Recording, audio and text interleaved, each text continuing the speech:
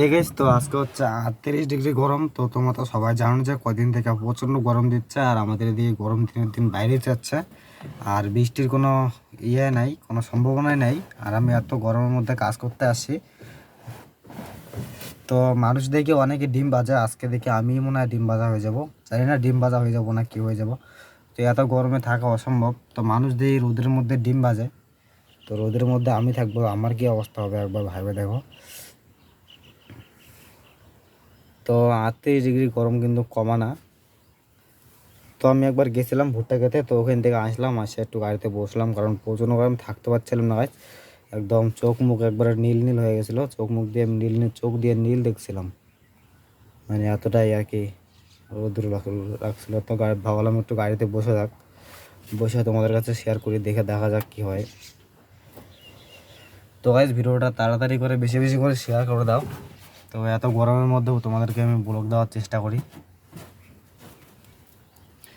তো গাইজ আবার যাই ভুট্টা খেতে গিয়ে দেখাচ্ছি আবার। তো গাইজ দেখো আমি বসে আছি এখন ছায়াতে, আর ওইদিকে দেখো রোদ প্রচণ্ড। তো রোদগুলো বুঝতে পারছো কি না, এই দেখো গাইজ ছায়া হালকা হালকা দেখা যাচ্ছে, হালকা হালকা রোদ।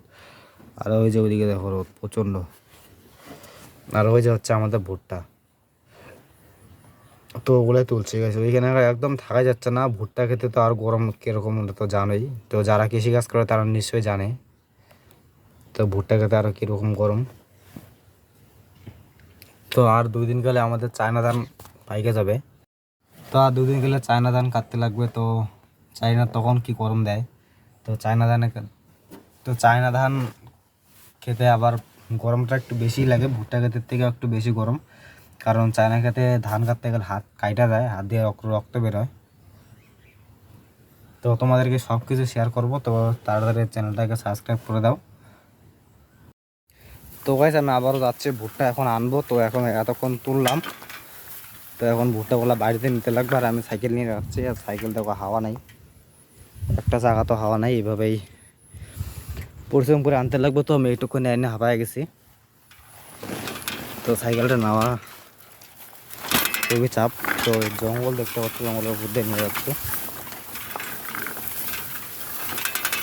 তো গাইস চলো ভুট্টা খেতে একবারে গিয়ে দেখাচ্ছে ভুট্টাগুলা কীভাবে তুললাম।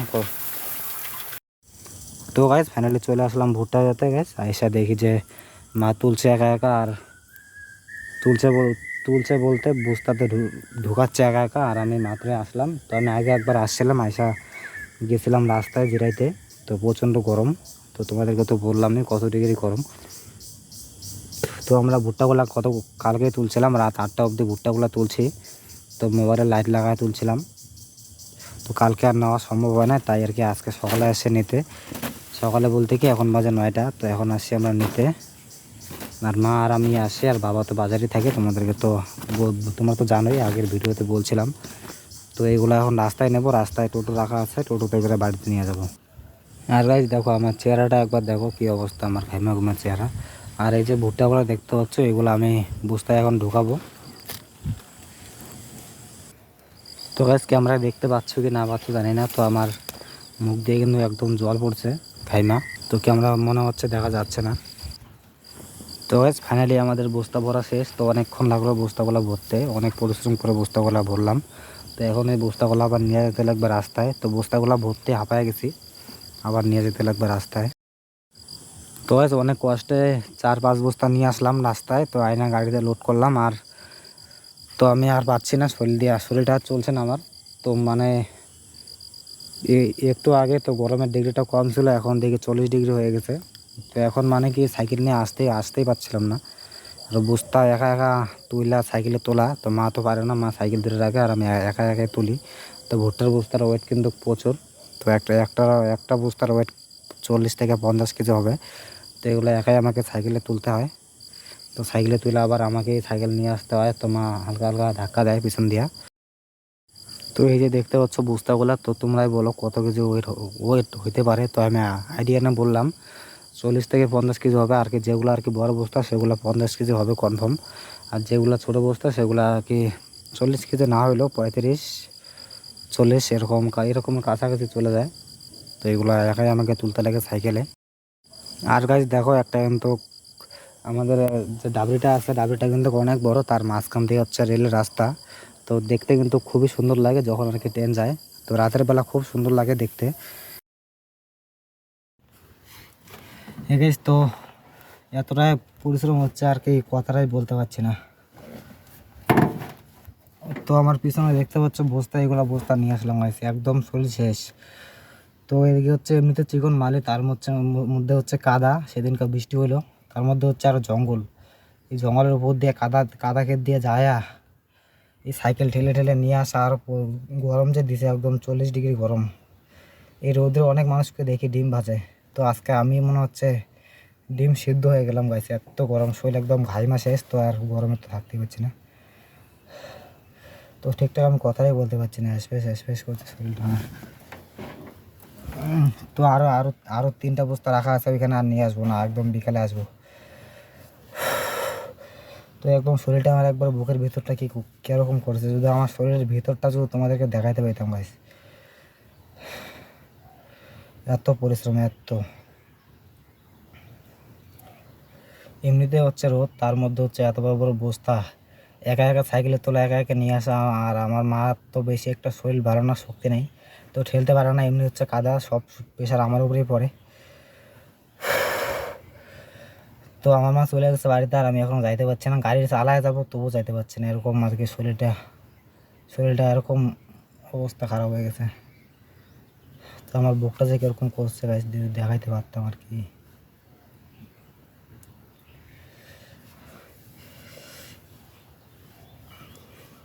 তো একদম গলা শুকায় কাঠ। তো এখানে কোনো জল নাই ডাবরিতে, তো চারদিকে হচ্ছে রোদ, তো ফাঁকা, কোনো মোটর নাই, কোনো মোটরও লাগায় না, যেহেতু সবার ধান পাইকে গেছে। তো এখন আর মোটর লাগানোর প্রয়োজন নেই।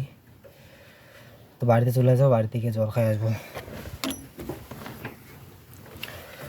তো দাঁড়াও দেখাচ্ছি পিছনটা, তো চারিদিক দেখাচ্ছি, কোনো বাড়িঘর নাই, হয়তো বললে হয়তো বিশ্বাস নাও করতে পারো। দেখো আমার গলা টলা একদম ভিজে শেষ, আমার শার্টটাও ভিজে গেছে, তো আমার শার্টটা একদম ভিজে শেষ। তো এই যে দেখো একদম ফাঁকা, কোথাও কোনো বাড়িঘর কিচ্ছু নাই, চারিদিকে ঘুরে দেখাচ্ছে, দেখছো কোনো বাড়িঘর কিচ্ছু নাই। তো বাড়ি আছে, তো দূরে ওই যে একটা ঘর দেখতে পাচ্ছ, ওইটা কিন্তু মোটরের ঘর, ভাইবো না আবার যে ওইটা বাড়ি।